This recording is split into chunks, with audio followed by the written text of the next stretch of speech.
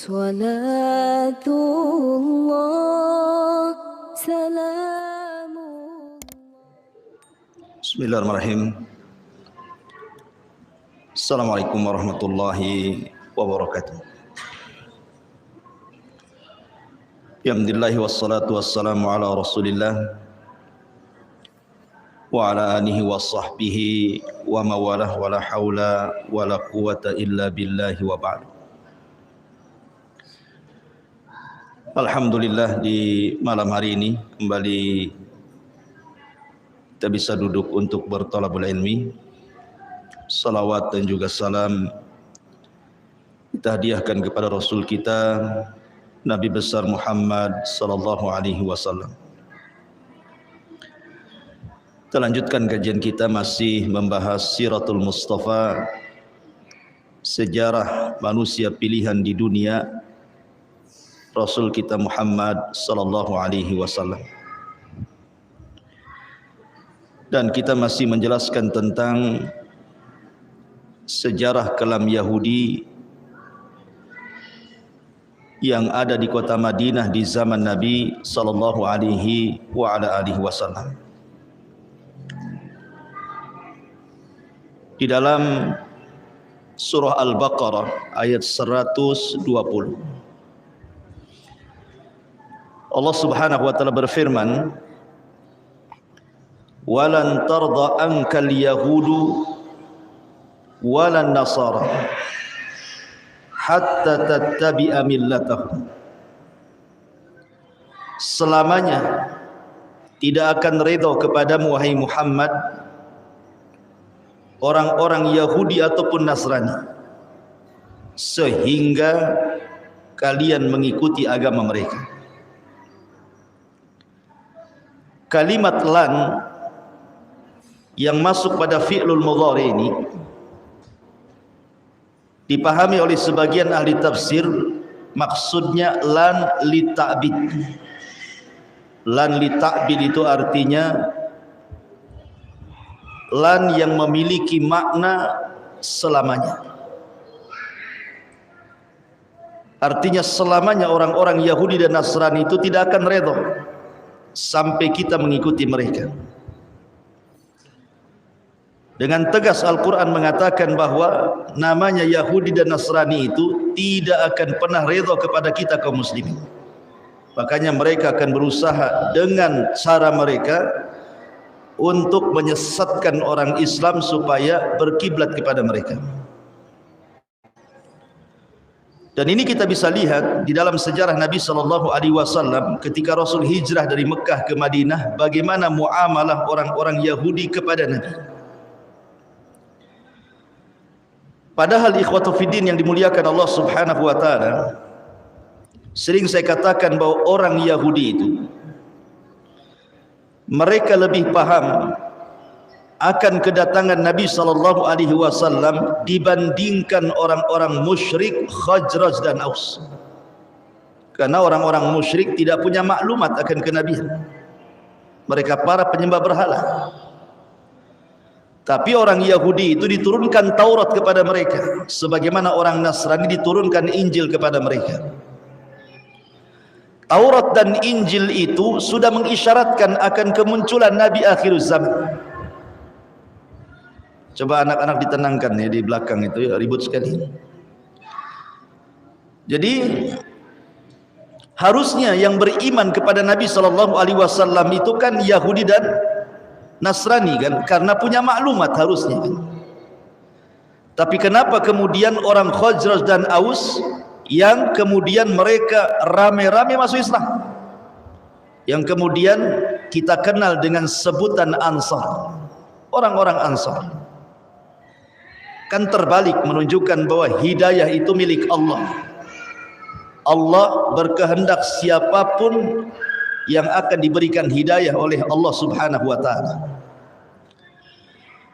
Ibnu Ishaq, seorang muarrikh ahli tarikh, menceritakan sebuah kisah dari Ummul Mukminin Safiyah bintu Huyai ibn Akhtab. Safiyah ini salah satu istri Nabi sallallahu alaihi wasallam. dia putri daripada pembesar Yahudi namanya Huyai ibn Akhtab. Jadi Safiyah bercerita tentang bapaknya Huyai ibn Akhtab ini. Dia mengatakan bahwa aku, kata Safiyah ini, kuntu ahabbu waladi abi ilaihi. Aku ini anak yang paling disayang bapakku. Wa ila ammi Abi Yasir. Bahkan pamanku namanya Abi Yasir juga sangat mencintai aku dibandingkan anak-anaknya. Jadi Safiyah ini memang walaupun dia seorang wanita tetapi sangat dicintai ayahnya dan sangat dicintai pamannya Abu Yasir melebihi anak-anaknya. Kata Safiyah, ketika Nabi SAW datang dari Mekah ke Madinah hijrah, jadi bapakku, maksudnya Huyai ibn Akhtab ini, dengan pamanku Abi Yasir ingin mengintai apakah betul yang datang itu seorang nabi atau orang yang ngaku-ngaku nabi. Ini dua orang Yahudi ini kemudian akhirnya mengintai Nabi SAW, yang ketika itu disebutkan bahwa Nabi SAW baru sampai di Kuba di kabilah Amr ibn Auf, dan Nabi SAW singgah di situ.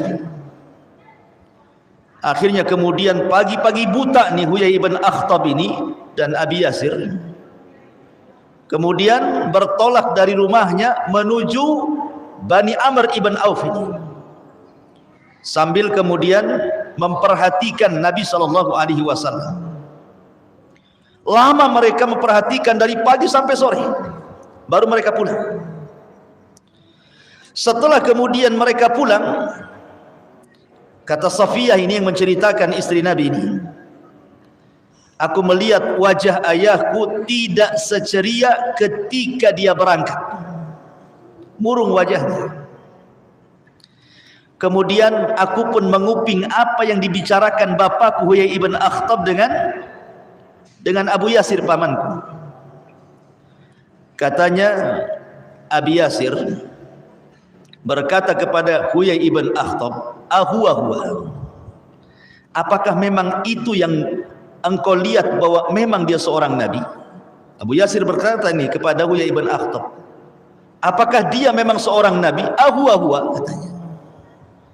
Maka kata Huyai ibn Akhtab, na'am, ya, wallahi dia itu nabi, katanya. Karena sudah kucocokkan alamat tanda-tanda yang kubaca dalam Taurat persis seperti apa yang ada pada dia, katanya. Tapi lihat bagaimana hasadnya orang Yahudi ini. Katanya kemudian Abi Yasir berkata lagi, bagaimana pendapatmu tentang dia? Apakah kita harus ikut dia? Maka lihat jawaban Huyai ibn Akhtab, qala adawatuhu wallahi ma baqaitu, katanya. Demi Allah, selama aku hidup aku akan jadi musuh dia selamanya, katanya. Dia sudah tahu dia nabi, tapi dia malah mengatakan seperti itu. Demi Allah, selama aku masih hidup aku akan jadi musuhnya, katanya. Padahal ketika ditanya oleh Abu Yasir, ahuwa, apakah dia nabi? Kata Huyai ibn Akhtab, iya dia nabi, ciri-cirinya persis, katanya. Sehasad itu orang Yahudi. Kenapa begitu hasadnya orang Yahudi? Karena apa yang mereka inginkan, bahwa nabi itu lahir dari lingkungan Yahudi, rupanya pula orang Arab yang selama ini mereka berperang melawan orang Arab. Kok nabi dari musuhnya pula, gitu. Sehingga itulah yang menjadikan Huyai ibn Akhtab tidak terima. Padahal sudah jelas dia nabi, dicocokkan cara ciri-cirinya juga nabi, dan dia itu yakin nabi, tapi dia justru bersumpah akan menjadi musuh selama dia masih hidup. Ngeri orang Yahudi itu. Tahu kebenaran, akan tetapi kemudian dilanggar kebenaran itu. Ma'asyiral muslimin yang dimuliakan Allah Azza wa Jalla. Ditambah-tambah, ketika Nabi SAW sampai di kota Madinah, banyak turun ayat kepada Rasul. Dari ayat-ayat Al-Quran yang kemudian menyingkap borok-borok orang Yahudi, sehingga kemudian orang-orang Yahudi tidak terima, makin hasad dia. Bukannya kemudian diluruskan itu makin benar, makin hasan. Contoh, orang Yahudi menganggap Uzair itu anak Tuhan. Wa qalatil yahudu Uzairun ibnullah. Orang-orang Yahudi berkata dalam surah At-Taubah bahwa Uzair itu anak Allah. Datang Rasul dan membantahnya, qul huwallahu ahad. Katakan Allah itu esa. Lam yalid wa lam yulad. Dia tidak melahirkan dan tidak dilahirkan. Rontoklah akidah Yahudi yang mengatakan Uzair itu anak Allah. Kemudian mereka mengatakan nahnu ahibbah ilallah, katanya. Kami ini orang-orang yang dipilih oleh Allah. Kami ini orang-orang pilihan Allah. Itu pengklaiman orang Yahudi dari dulu sampai sekarang ini. Orang Yahudi itu menganggap bahwa mereka itu turunan Allah Azza wa Jalla. Nahnu abna'ullah wa ahibbah. Al-Quran mengatakan seperti itu. Kami ini anak-anak Allah dan kami orang-orang pilihan Allah. Datang Nabi SAW, kemudian turun ayat inna akramakum indallahi atqakum, bahwa Islam itu tidak membeda-bedakan manusia. Mau anda orang Arab, mau anda non-Arab, mau anda Bilal, mau anda Abu Bakar, Islam itu sama. Sementara orang Yahudi mengunggulkan dirinya. Orang Yahudi merasa mereka itu paling unggul. Datang Islam merontokkan tuh akidahnya. Islam itu semua sama. Dalam Islam itu tidak ada yang beda. Mau orang kaya dengan orang miskin, pejabat dengan rakyat, dalam Islam itu pandangannya sama. Kecuali barometernya adalah taqwallahi azza wa jalla, bertakwa kepada Allah subhanahu wa ta'ala. Kemudian orang-orang Yahudi itu taklid buta dengan padri-padri mereka. Apapun yang dikatakan padri mereka, itulah kebenaran. Datang Islam membatalkan taklid buta itu, bahwa kebenaran hanyalah milik Allah dan Rasulnya. Dari sini ma'asyiral muslimin yang dimuliakan Allah subhanahu wa ta'ala, gimana kuping Yahudi tidak panas coba kan? Setiap keyakinannya dirontokkan dengan Al-Quran. Sementara Allah subhanahu wa ta'ala menggambarkan bagaimana orang-orang Yahudi itu kecintaan mereka kepada dunia luar biasa, walaupun mereka miskin.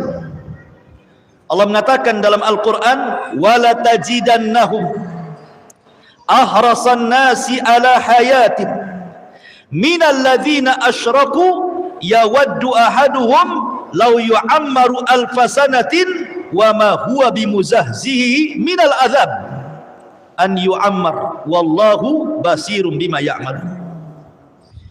Dan sesungguhnya kamu tidak akan mendapati mereka, manusia-manusia yang paling rakus terhadap kehidupan dunia, melebihi mereka, baik orang-orang Yahudi ataupun orang-orang musyrik. Masing-masing mereka ingin agar diberikan umur 1000 tahun, padahal umur panjang itu sekali-kali tidak akan menjauhkan mereka dari azab Allah, dan Allah Maha mengetahui apa yang mereka kerjakan. Jadi orang Yahudi itu ikhwatu fiddin, miskin-miskinnya mereka, maka mereka orang yang paling menyembah dinar dan dirham, dan mereka orang yang paling menyombongkan diri, sehingga orang Yahudi menganggap di luar Yahudi itu seperti binatang. Dan itu disebutkan dalam muktamar-muktamar mereka. Sampai hari ini kita ini dianggap binatang oleh orang-orang Yahudi itu. Tidak ada kimah bahasa Arabnya, tidak ada nilainya di mata mereka. Makanya wajar kalau seandainya di zaman Nabi SAW Yahudi itu su'ul adab, buruk adabnya, baik kepada Allah, baik kepada Rasulullah, baik kepada kalamullah Al-Quranul Karim. Saya akan sebutkan 3 kisah yang berkaitan dengan su'ul adab ini. Kisah yang pertama, bagaimana buruk akhlaknya orang-orang Yahudi itu kepada Allah. Ma'asyiral muslimin yang dimuliakan Allah Azza wa Jalla, dikisahkan oleh Abdullah ibn Abbas radhiyallahu anhuma tentang kisah Abu Bakar Siddiq radhiyallahu anhu Jadi suatu ketika kata Abdullah ibn Abbas radhiyallahu anhuma, dakhala Abu Bakrin As-Siddiq radhiyallahu an baita al-midras. Suatu ketika Abu Bakar berjalan-jalan kemudian masuk ke perpustakaannya orang Yahudi. Jadi di situ tempat markasnya orang Yahudi belajar. Midras namanya. Fawajada min Yahud nasan katsiran wa qad ijtama'u ila rajulin minhum yuqalu lahu Finhas. Tiba-tiba Abu Bakar Siddiq radhiyallahu anhu melihat kok ramai orang-orang Yahudi di situ sedang belajar kepada seorang padri yang namanya Finhas. Yahudi ini, rahib ini namanya Finhas. Kana min ulama'ihim wa akhbarihim. Si Finhas ini termasuk ulama Yahudi dan termasuk ahli ibadahnya dari kalangan Yahudi. Wa ma'ahu habrun yuqalu lahu Asya'. Dan di samping Minhas ini ada seorang padri juga namanya Asya'. Jadi ada dua di situ padri yang sedang mengajar. Satu namanya Finhas, satu namanya Asya'. Dua-duanya tokoh besarnya Yahudi. Dan manusia berkumpul kepada Asya'. Jadi Abu Bakar Siddiq radhiyallahu an mendatangi Finhas, pembesar Yahudi ini. Kemudian mengatakan, "Waihaka ya Finhas, ittaqillah wa aslim. Fa wallahi innaka la ta'lam anna Muhammadan Rasulullah qad ja'akum bil haqqi min indillah tajidunahu maktuban indakum fit Taurati wal Injil." Lihat keberanian Abu Bakar. Ya. Dia datang kepada pendeta Yahudi. Apa kata Abu Bakar? Wahai Finhas, celaka engkau. Masuklah kau ke dalam Islam. Demi Allah, bukankah engkau sudah tahu bahwa Muhammad adalah utusan Allah dan sungguh telah datang kepada kalian kebenaran dari sisi Allah yang kalian ketahui dan ditulis di dalam kitab kalian Taurat dan Injil bahwa Muhammad itu Rasulullah. Masuklah kau ke dalam Islam. Masuk ke lingkungan Yahudi langsung ngomong gitu Abu Bakar. Kamu kan sudah tahu bahwa Muhammad itu Rasulullah dan itu berdasarkan kitab kalian. Kenapa kalian tak masuk Islam? Itu maksudnya. Akhirnya kemudian Finhas mengatakan kepada Abu Bakar, "Wallahi ya Abu Bakrin, demi Allah wahai Abu Bakar, ma bina ilallahi min faqrin wa innahu ilaina lafaqiran." Abu Bakar, kami tidak berhajat kepada Allah. Allah yang berhajat kepada kami. Ya bayang, di depan Abu Bakar dia mengatakan apa? Kami tidak butuh dengan Allah Tuhanmu. Dia Tuhanmu yang butuh dengan saya, katanya. Wa man tadarra ilaihi kama yatadarra ilaina. Sebagaimana bukan kami yang harus meminta doa kepada dia, dia harus meminta kepada kami, katanya. Di Bali itu kurang ajar di Bali. Ya. Allah dihina sama orang Yahudi. Akhirnya kemudian orang Yahudi ini ingin membuat syubhat. Kenapa dia sampai ngomong begitu? Wahai Abu Bakar, bukankah dalam kitabmu, maksudnya Al-Quran, ada ayat, "Man dzalladzi yuqridullaha qardan hasana fayudha'ifahu lahu ad'afan katsira wallahu yaqbid wa yabsut wa ilaihi turja'un." Barang siapa yang meminjami Allah dengan pinjaman yang baik, maka Allah akan melipat gandakan ganti kepadanya dengan yang lebih baik. Dia tahu bakar ayat ini. Kalau Tuhanmu kaya,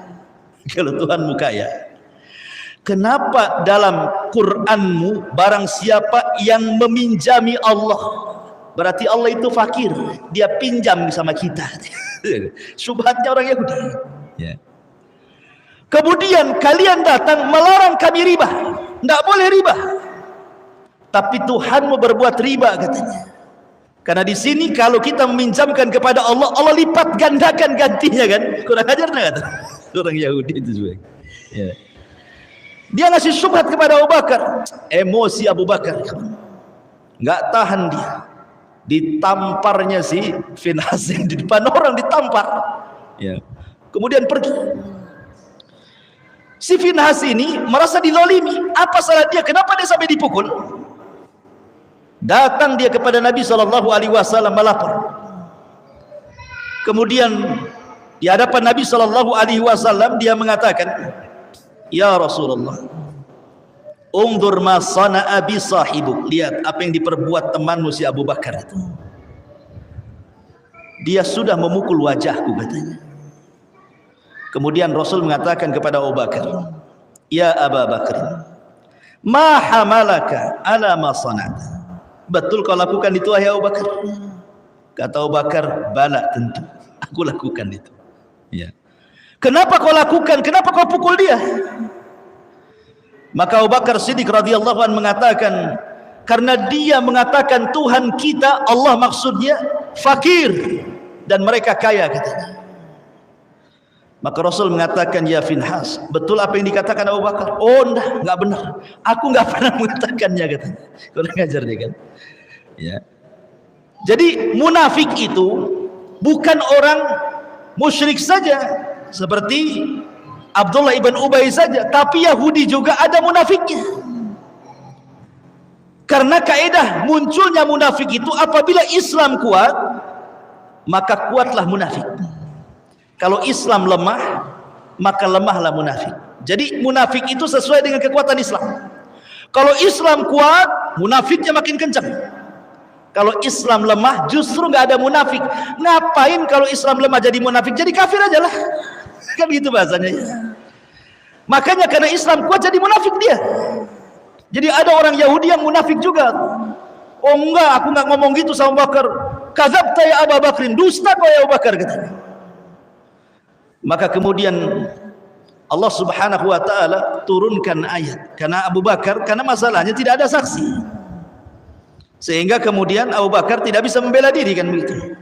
Tapi ucapan Abu Bakar hak, makanya Allah turunkan ayat. Satu ayat untuk si Finhas, satu ayat untuk Abu Bakar. Ya.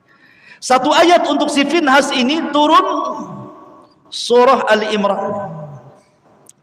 Turun surah kepada Abu Bakar, turun surah Al-Imran, la tublawunna fi amwalikum wa anfusikum wa la tasma'unna minal ladzina utul kitaba min qablikum wa minal ladzina asyraku adan katsira wa in tasbiru wa tattaqu fa inna dzalika min azmil umur. Ayat ini turun kepada Abu Bakar mengobati luka Abu Bakar karena merasa bahwa beritanya tidak diakui. Maka Allah mengatakan, kamu sungguh akan diuji terhadap hartamu dan juga dirimu, dan juga kamu sungguh-sungguh akan mendengar dari orang-orang yang diberikan kitab sebelum kamu, dan dari orang-orang yang mempersekutukan Allah gangguan yang sangat menyakitkan hatimu. Allah dihina apa enggak sakit?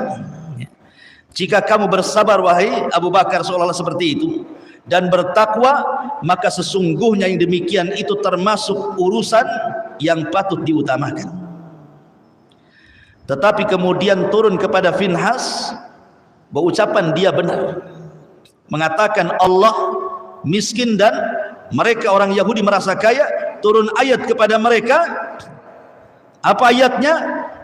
Laqad sami Allahu qaulal ladzina qalu innallaha faqirun wa nahnu aghniya sanaktubu ma qalu wa qatlahumul anbiya bighairi haqq wa naqulu dzuqu adzabal hariq.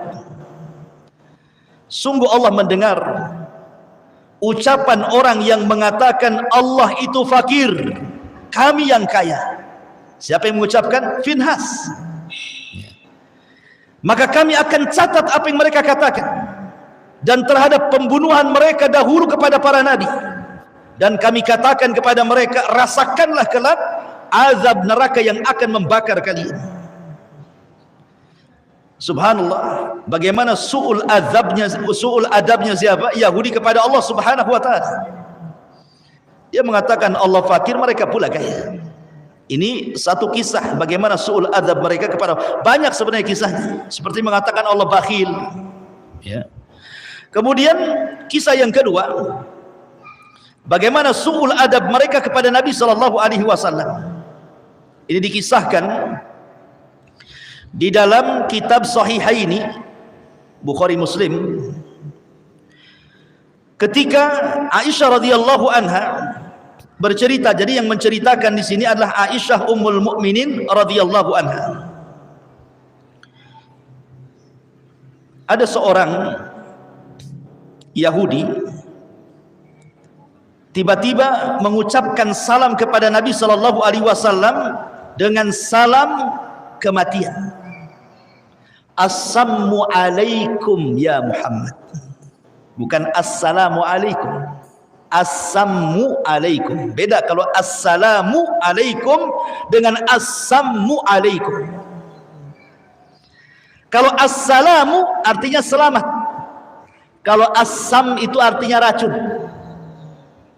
Seolah-olah kalau diartikan assamu alaikum, mati aja kau Muhammad gitu bahasanya.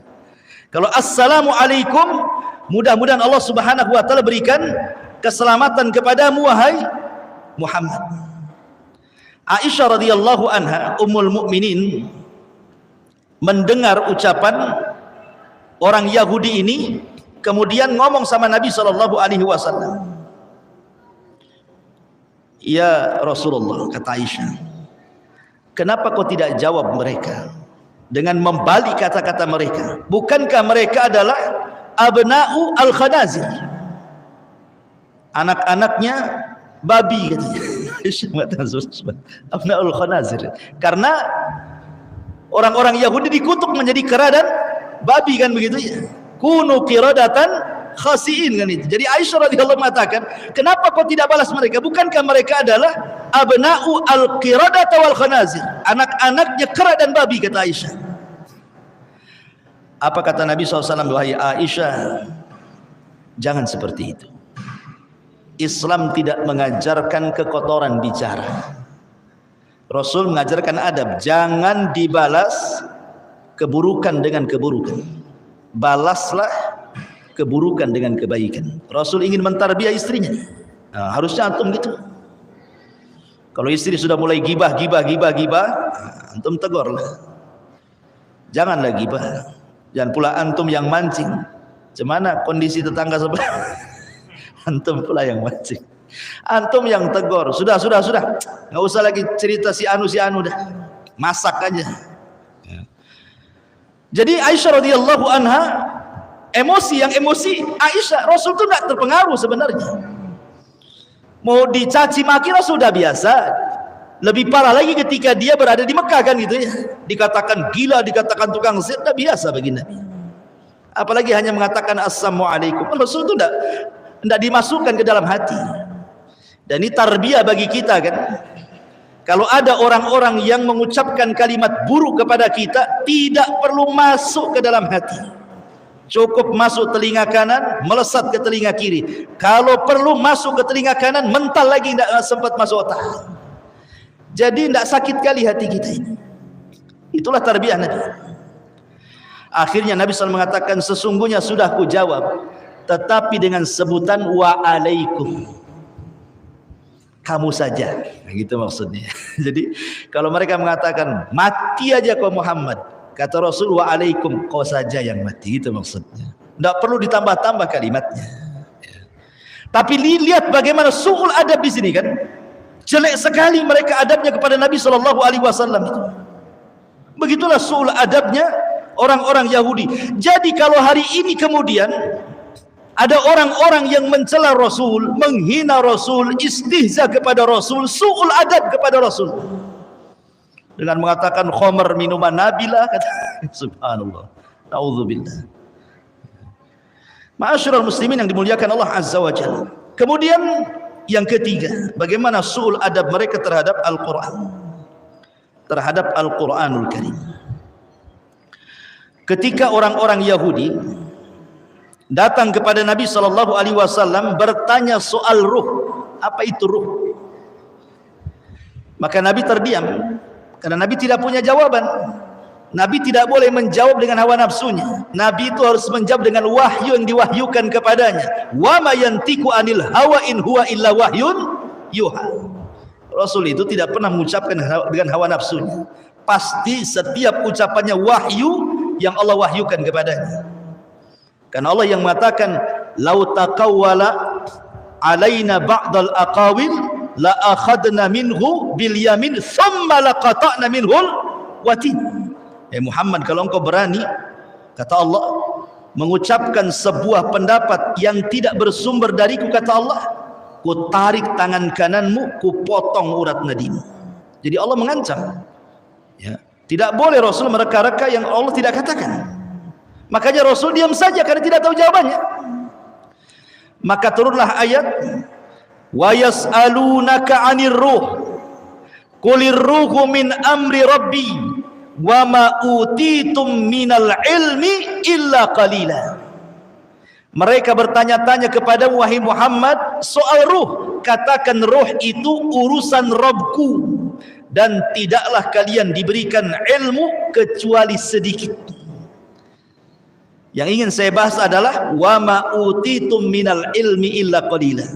Tidaklah kalian diberikan ilmu oleh Allah kecuali sedikit. Ketika orang Yahudi mendengar ayat ini, tidaklah kalian diberikan ilmu kecuali sedikit, datang dia kepada Nabi, wahai Muhammad, kalimat itu untuk kalian atau untuk kami? Wa ma utitu minal ilmi illa qalila, itu maksudnya khitabnya untuk kalian orang Islam atau untuk kami orang Yahudi? Kata Nabi SAW, kullan, semuanya kena. Mau kami orang Islam, mau kalian orang Yahudi, tidaklah Allah memberikan ilmu kecuali sedikit. Mulai mereka membuat syubhat. Kemudian mengatakan, ya Muhammad, bukankah dalam kitab maksudnya Al-Quran, ya, ada kalimat bahwa telah diturunkan Taurat dan juga Injil fiha tibyanan likulli syai', bahwa Taurat dan Injil itu sebagai penjelas terhadap segala sesuatu. Kalau memang Taurat dan Injil yang disebutkan dalam Qur'anmu itu menjelaskan segala sesuatu sebagai penjelas segala sesuatu, kenapa pula kemudian Allah mengatakan kalian tidak diberikan ilmu kecuali sedikit? Ini kan kontradiktif dengan ayat ini. Katanya sedikit, tapi Taurat dijelaskan dalam Al-Quran sebagai penjelas segala sesuatu. Kan banyak artinya gitu maksudnya. Maka Rasulullah SAW mengatakan, menjawab, hiya fi ilmillah qalilun wa qad atakum ma in alimtum bihi in tafa'tum fa anzalallah walau annama fil ardi min syajarati aqlamin. Kemudian wal bahru yamudduhu min ba'dihi sab'atu abhurin ma nafidat kalimatullah. Kata Nabi SAW, apapun yang tersimpan dalam kitab kalian Taurat, tetap itu kecil sedikit bagi Allah. Kemudian Allah turunkan, seandainya seluruh bumi ini ditanam pohon, kemudian pohon itu menjadi pena, dan 7 lautan menjadi tintanya, kata Allah, kalimat-kalimat Allah tidak akan putus, saking banyaknya. Ya. Jadi lihat bagaimana su'ul adab mereka terhadap Al-Quran. Mereka mau itu membantah saja, mengadu-adukan satu ayat dengan yang lainnya. Itulah ciri khasnya Yahudi, su'ul adab, buruk adab kepada Allah, buruk adab kepada Rasulullah, dan buruk adab kepada Al-Quranul Karim. Maka siapapun yang tidak punya adab kepada Allah, kepada Rasul dan Al-Quran, maka tidak ubahnya kalian dengan orang-orang Yahudi. Karena itulah ciri mereka orang Yahudi, tidak punya akhlak terhadap Allah, terhadap Rasul, dan terhadap Al-Quranul Karim. Ma'asyiral muslimin yang dimuliakan Allah Subhanahu wa ta'ala. Kemudian kalau kita melihat beberapa perangai orang Yahudi, orang Yahudi ini ikhwatu fiddin, di antara perangai yang buruk adalah mereka tidak suka persatuan kaum muslimin. Karena kan semakin banyak masalahnya orang yang masuk Islam di kota Madinah itu makin banyak sesaklah itu dadanya Yahudi itu. Sehingga kemudian dikisahkan nih satu kisah. Jadi ada seseorang Yahudi yang mengutus untuk mengadu domba orang-orang Khazraj dan Aus yang sudah masuk Islam. Jadi mereka itu sudah jadi sahabat Nabi SAW. Bayangkan Khazraj dan Aus itu perang 120 tahun. Perang aja itu Khazraj dan Aus itu. Sampai datang Rasul dari Mekah hijrah ke Madinah, kemudian disatukan dua kabilah itu, jadilah satu nama Ansar. Pada dua kabilah itu 120 tahun itu perang tuh, bayangkan. Tidak berhenti-henti perang itu. Yang mampu mendamaikannya Nabi SAW. Jadi ada seorang namanya Syath ibn Qais al-Yahudi. Syath ibn Qais al-Yahudi. Ini orang yang paling hasad, yang paling jahat dari orang Yahudi. Si Syath ini, Ibn Qais al-Yahudi. Karena dia adalah pembesar kekufuran, pembesarnya Yahudi. Jadi suatu ketika marra yauman ala nafarin minal ansar minal ausi wal khazraj fi majlisin yatahaddatsun. Lewatlah si Syath ini, Ibn Qais ini, ke tempat yang dulu. Tempat itu adalah tempat di mana orang Khazraj dan Aus itu suka musuh-musuhan. Dilihatnya kok mereka damai sekarang, kok mereka akur gitu kan. Akhirnya hasad, tidak terima dia. Kok bisa Khazraj dan Aus bisa akur nih? Akan kubuat mereka perang, katanya. Caranya gimana? Akhirnya dia utus satu orang penyair yang ahli syair, diutus untuk datang ke majelis itu. Apa kata Syath ibn Qais kepada penyair ini? Aku akan bayar kamu. Kau datang kepada majelisnya Khazraj dan Aus yang sedang bermesraan itu. Katakan kepada mereka syair-syair perang yang pernah mereka kumandangkan dulu, supaya diingatkan dengan syair-syair dulu. Ingat, syair itu sama dengan media di zaman sekarang. Sama dengan TV, sama dengan YouTube, sama dengan radio. Itu syair itu gunanya zaman dulu tuh. Kalau mau menyebarkan berita paling mudah dengan syair. Dan syair itu bisa membuat orang menangis, bisa membuat orang pingsan, bisa membuat orang dendam, bisa membuat orang marah, bisa buat orang perang. Itu syair tuh. Ya, syair itu luar biasa. Orang sedih aja bisa ketawa dengan syair. Orang tertawa bisa sedih gitu. Itulah syair, kekuatan syair di zaman itu. Datanglah kemudian ke orang-orang Khazraj dan Aus ini dari kalangan Ansar yang sedang ngobrol mesra-mesraan karena sudah nggak ada musuh-musuhan lagi, semua sudah masuk Islam. Ngobrol lah kemudian di tengah-tengah mereka, tiba-tiba dia melantunkan syair-syair lama, kenangan-kenangan lama ketika kedua kabilah ini perang. Bangkitlah emosi orang-orang Khazraj dan Aus ini. Kemudian diingatkan tentang kekalahan Khazraj dari Aus. Aus ini kabilah kecil, Khazraj ini kabilah besar, tapi bisa kalah sama Aus kan itu. Jadi orang-orang Khazraj tidak terima, merasa kemudian direndahkan dengan syairnya itu. Masa kalian ini Khazraj negara besar kok kalah sama negara kecil gitu maksudnya. Emosi, akhirnya terbangkitkan emosi kedua kabilah ini. Mau perang, ambil pedang tuh. Udah mau perang tuh. Bayangkan. Sampailah kabar ini kepada Nabi SAW. Bergegas Rasul datang ke tempat itu karena sudah mau hadap-hadapan dengan pedang-pedang mereka. Kata Nabi SAW, atad'unal jahiliyah wa ana baina adhurikum ba'da idh akramakumullahu bil Islam wa qata'a bikum wa qata'a bihi ankum amral jahiliyah wa allafallahu bainakum.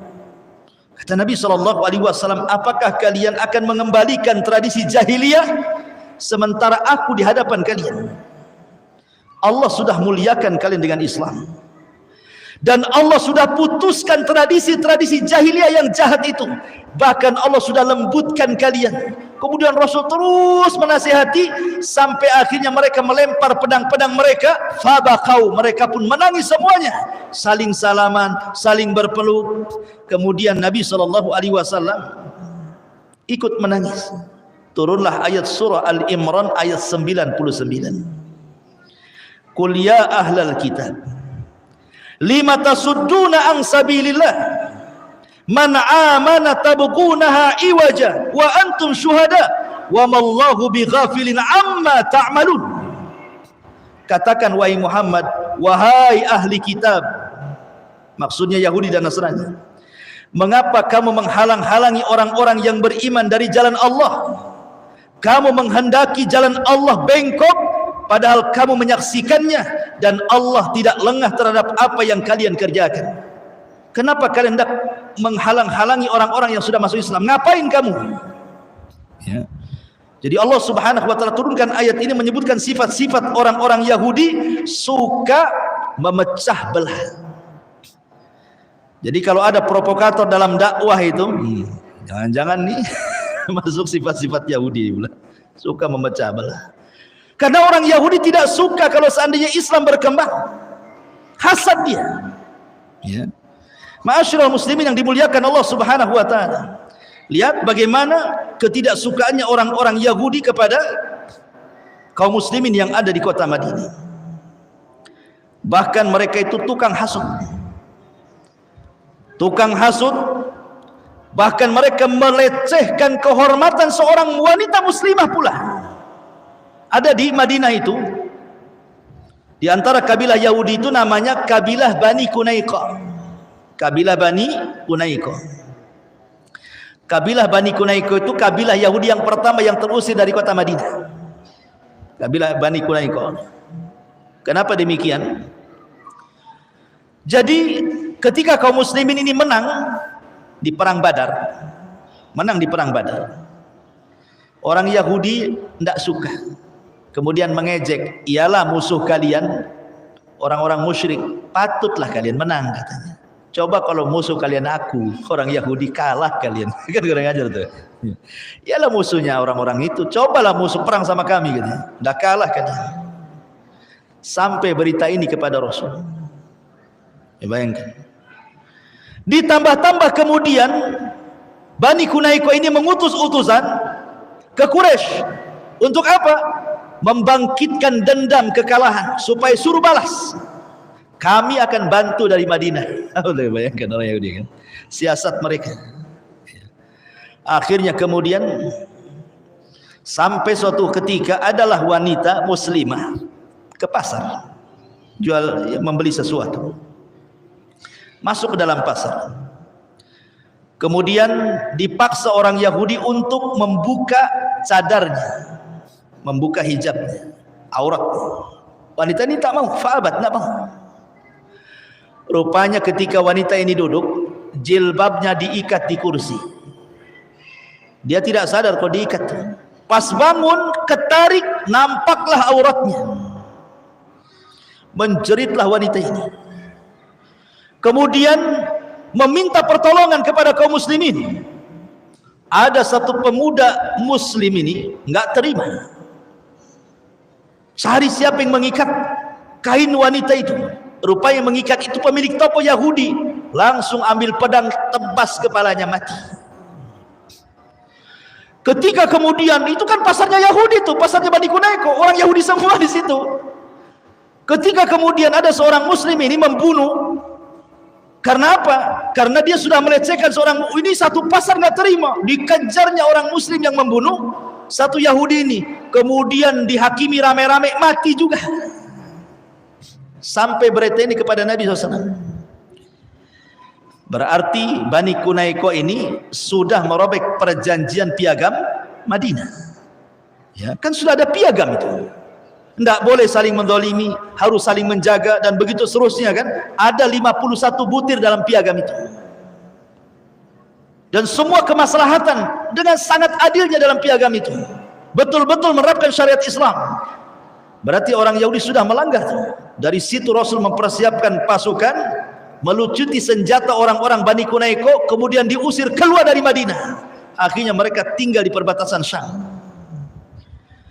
Seperti itulah jahatnya orang-orang Yahudi kepada kaum muslimin di zaman Nabi sallallahu alaihi wa ala alihi wasallam.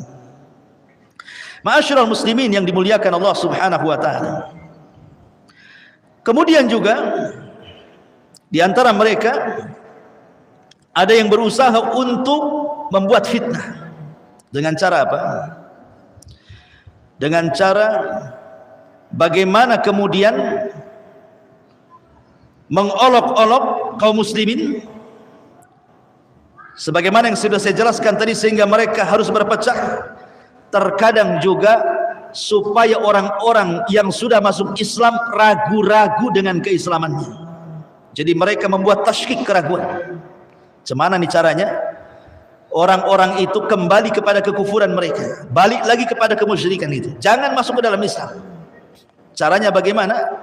Membuat tasykik, membuat keraguan-raguan. Dengan cara apa mereka membuat keraguan-raguan? Dengan cara memperbanyak tanya kepada Nabi SAW.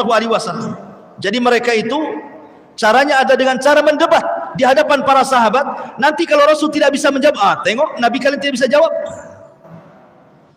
Dan itu dijelaskan dalam beberapa riwayat bagaimana orang Yahudi ini berusaha untuk meragukan kaum muslimin dari agama Islam. Contoh beberapa kasus. Ketika orang-orang Yahudi ditanya oleh Nabi sallallahu alaihi wasallam, "Man ahlun nar?" Siapa penduduk neraka? Siapa penduduk neraka?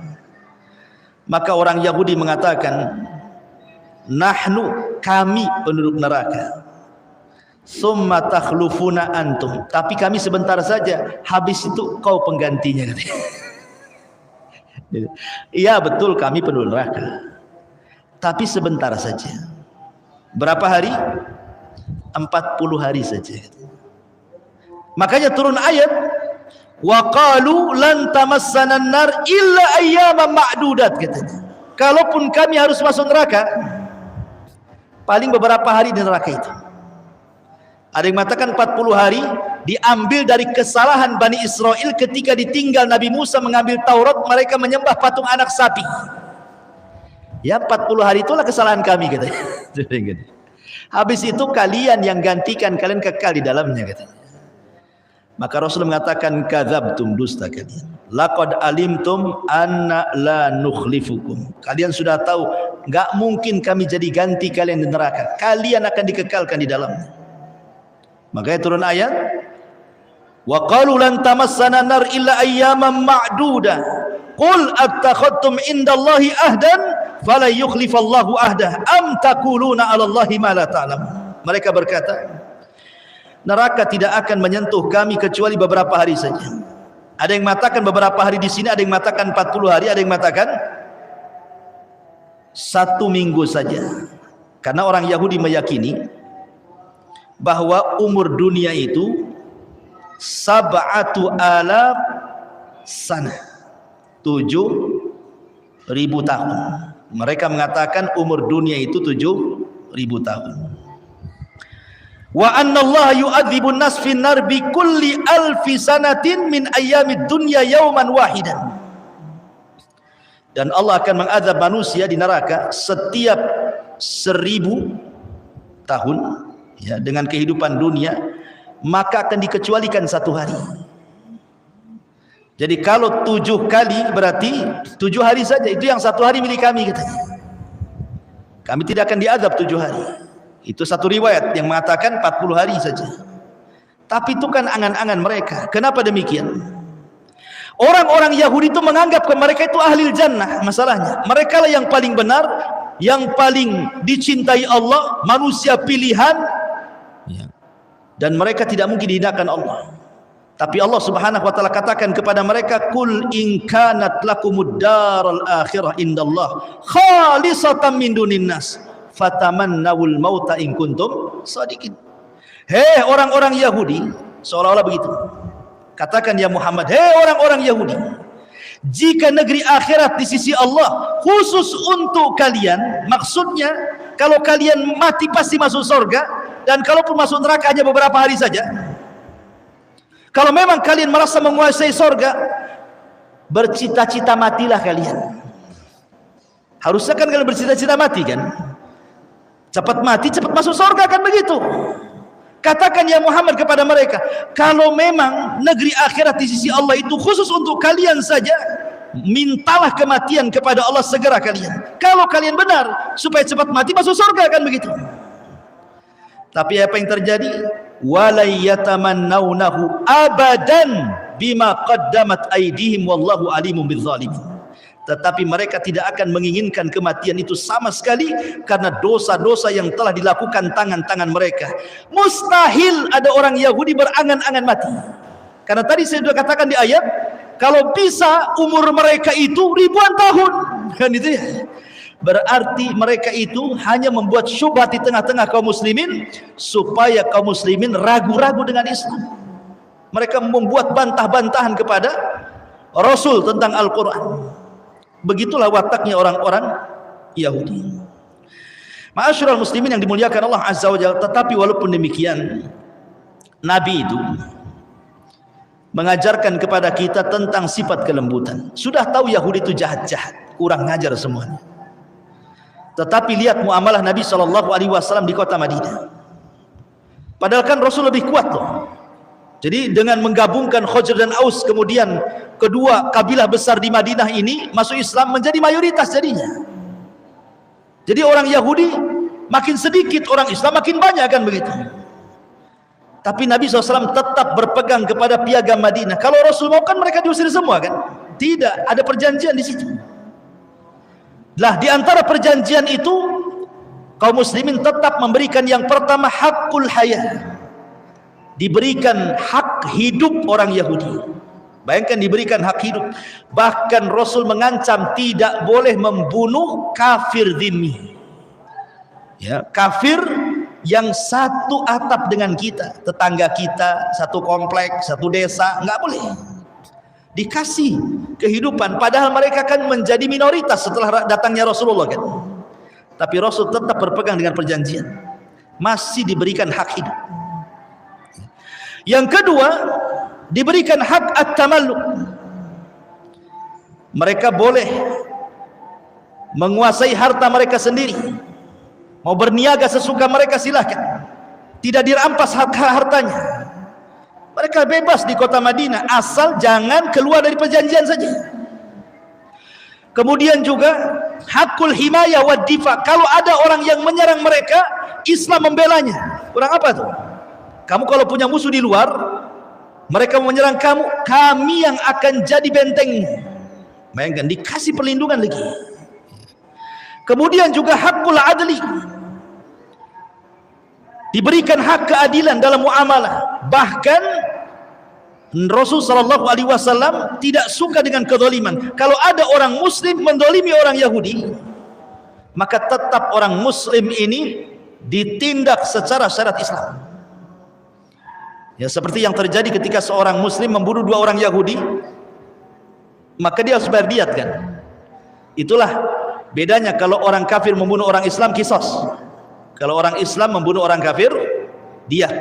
Ya, karena kehormatan seorang muslim itu maksudnya. Tapi kalau muslim sesama muslim, ya qisas. Ini kan bandingannya muslim dengan kafir kan itu. Akhirnya Nabi SAW mencari-cari untuk bayar diat. Karena sudah membunuh dua orang, berarti 200 ekor unta tuh. Kan satu orang 100 ekor unta tuh. Subhanallah, Rasul sampai minta kepada orang muhajirin, minta kepada orang ansor, minta kepada yang ada dalam perjanjian itu, suruh infak untuk bayar diat kepada orang yang sudah dibunuh, kepada keluarganya. Sampai seperti itu Nabi SAW membela hak-haknya orang-orang kafir di situ. Tapi orang Yahudi tidak paham dengan ajaran Nabi. Ma'asyiral muslimin yang dimuliakan Allah Azza wa Jalla. Bahkan Rasul SAW pun terkadang mengunjungi. Kalau ada orang sakit Yahudi itu dikunjungi. Sampai ada satu kisah kan, ada orang Yahudi sakit. Kemudian Nabi SAW mengunjungi orang Yahudi yang sedang sakit itu. Rupanya anak muda ini, Yahudi ini, dulunya pernah bekerja dengan Nabi. Jadi dia tahu akhlak Nabi. Kata Nabi SAW, mau enggak kau masuk Islam? Rasul sudah tahu dia bakal mati. Maukah kau masuk Islam? Maka Yahudi ini kadang-kadang menatap wajah Rasul, kadang-kadang menatap wajah bapaknya. Takut dia dengan bapaknya mau mengucapkan syahadat itu. Entah gimana bapaknya justru mengatakan ati Abul Qasim, ikuti ucapan Abul Qasim, maksudnya Rasulullah. Maka Yahudi mengatakan asyhadu an la ilaha illallah wa annaka rasulullah, kemudian mati. Kemudian Rasul keluar rumah, angkat tangannya tinggi-tinggi dan mengatakan apa? Alhamdulillah alladzi anqadahu minan nar. Segala puja dan puji bagi Allah yang telah menyelamatkan si Yahudi itu dari api neraka. Karena dia masuk Islam baru mati. Ya berarti wala tamutunna illa wa antum muslimun, kan gitu. Berarti dia mati di atas Islam. Bahkan ketika Nabi SAW disihir oleh siapa? Labid ibn Asam, jelas-jelas disihir. 6 bulan Rasul kena sihir sampai linglung Rasul, ya. Sampai dia merasa sudah mandi junub, padahal tidak junub. Tetapi tidak mempengaruhi wahyu, sekali lagi hanya kelemahan kepada fisiknya saja. Ketika Rasul sudah sembuh dan diruqyah oleh malaikat Jibril, kemudian turun surah Muawwidhataini, Qul a'udzu binnas dan Qul a'udzu birabbil falaq, Rasul tidak membalas kepada siapa? Labid ibn Asam. Tidak. Bisa saja kan Rasul membalas, kan sudah tahu tuh yang menyihirnya siapa kan? Rasul tidak balas, dibiarkan Labid bin Asam. Bahkan orang yang meracun Nabi sekalipun, Zainab bintul Haris, ketika Nabi SAW pulang dari Khaybar, dan itu terakhir peperangan melawan Yahudi dan KO, sehingga tidak ada lagi orang Yahudi, sudah habis di Khaybar. Akhirnya dendam orang Yahudi, cemana nih caranya menghalangi dakwah ini, kami sudah nggak sanggup berperang melawan Rasulullah. Akhirnya mereka pun berinisiatif untuk meracuni Nabi. Tanyalah Zainab bintul Haris ini, makanan apa kesukaan Nabi itu? Oh, pahanya daging kambing katanya. Dimasakkanlah paha daging kambing, dilumuri racun, kemudian dia pun mengundang Rasul yang memang kebetulan kehabisan bekal pulang dari Khaybar. Kemudian dijamulah di rumahnya Zainab bintul Haris ini. Oh, sahabat sudah siap makan tuh. Lezat daging kambing. Kemudian Nabi SAW sempat makan dia dan sempat tercicipi racunnya. Tiba-tiba daging itu berbicara, jangan kau makan lagi katanya, aku sudah dilumuri racun. Langsung dilempar sama Nabi, ya. Lempar sama Nabi. Kata Rasulullah kepada sahabatnya, jangan ada yang makan, itu makanan dan racunnya semuanya. Rupanya ada satu sahabat Rasul yang ikut termakan racun. Satu sahabat Rasul ikut termakan racun. 1 tahun setelahnya mati. Tapi Nabi SAW tidak mengkisos wanita itu. Selama 1 tahun Rasul tidak mengkisos wanita itu, tidak membalas, maksudnya pada jelas-jelas ngasih racun kan. Rasul membiarkan wanita itu. Baru kemudian Rasul membunuh wanita itu karena kisos setelah kematian sahabatnya. Itu pun setelah 1 tahun tuh. Meninggal sahabatnya berarti kisos karena sudah membunuh. Jadi membunuh karena kisos kepada sahabatnya. Baru orang Rasul dibunuh tuh Zainab bintul Haris sebagai kisos karena membunuh sahabat. Itu pun setelah 1 tahun kan. Kalau seandainya sahabat ini selamat gitu ya, tidak mati, tentu tidak ada kisos kan. Menunjukkan bagaimana Nabi SAW bermuamalah dengan orang Yahudi itu seperti itu baiknya. Tetapi orang Yahudi tidak paham dengan akhlaknya Nabi SAW. Ma'asyiral muslimin yang dimuliakan Allah Azza wa Jalla, dan banyak lagi kisah-kisah tentang muamalah orang-orang Yahudi kepada kaum muslimin dan kepada Nabi di kota Madinah. Wallahu a'lam bishawab. Suara makin serak juga. Mungkin sampai sini saja. Mudah-mudahan ada manfaatnya. Subhanakallahumma bihamdika asyhadu an la ilaha illa anta astaghfiruka wa atubu ilaik. Allahu ta'ala. Assalamualaikum warahmatullahi wabarakatuh.